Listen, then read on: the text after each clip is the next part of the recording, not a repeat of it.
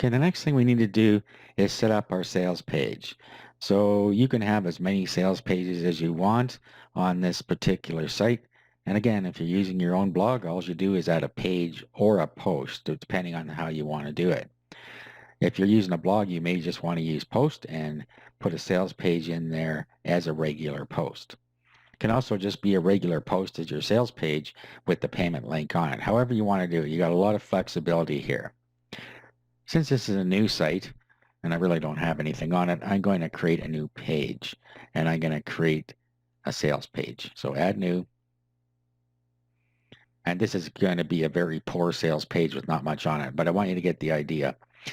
So what you really should have is a real sales page idea and the text all down and everything else that you want. And you may want to do it in a web editor and then paste the HTML in here is probably the best way to do it. Let me turn on the kitchen sink here. Okay, so let's give it a title here and we'll call it the best widget ever. Okay, so your title and then all your sales copy for the best widget ever.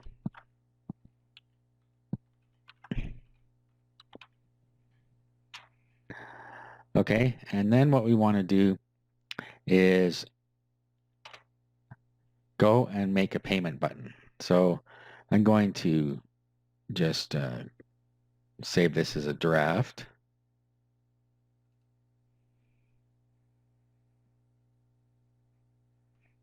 Actually, no, I'll need to publish it.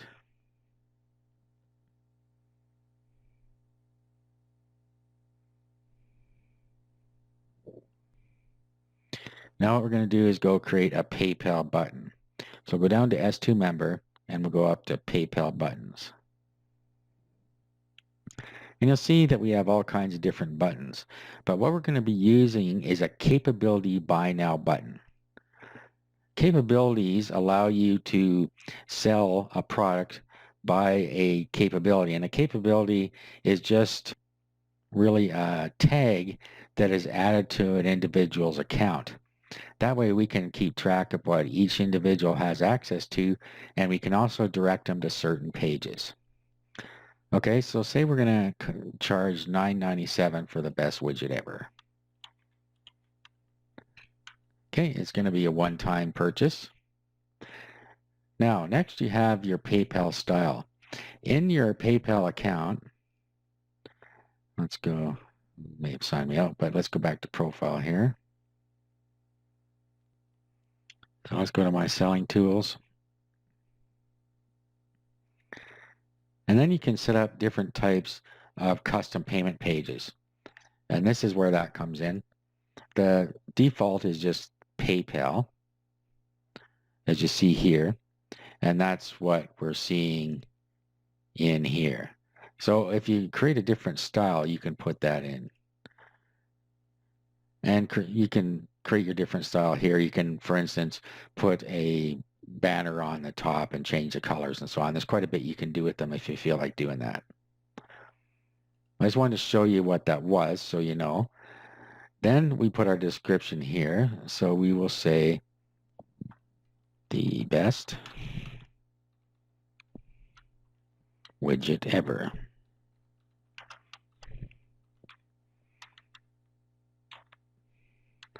And here we need to put the custom capability or capabilities that are attached to this. And we're just going to use one capability for each different product we use.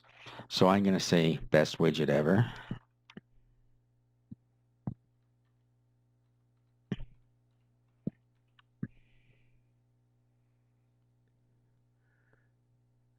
And that's really all there is to it. So now we generate the button code.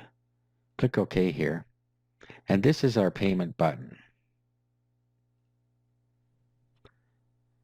So now we go back to our sales page, which I created as a page. So go all pages, the best widget ever. I'm going to go in here and edit that.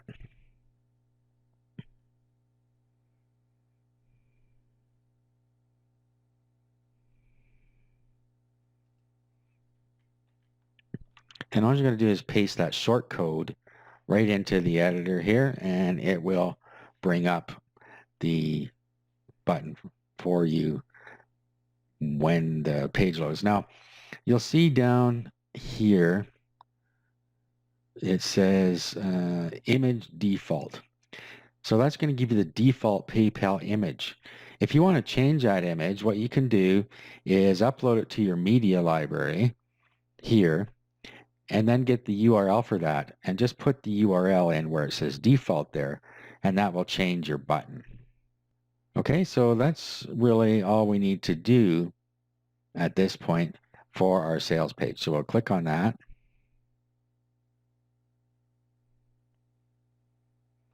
And now we can view the page. And like I said before, you can either create it as a page or a post. And then let's give it a test here. So you click on the PayPal button or whatever you replaced it with here. And it should take us off to PayPal Sandbox. Okay, here it is, the best widget ever, $9.97. Okay, and then we would go through with another PayPal Sandbox test account, but we're not ready to do that yet. Now there's more to do on this front end as far as a button's concerned, but we can't do that until we set up the back end. So in the next video, we're going to go and set up the back end or the download area.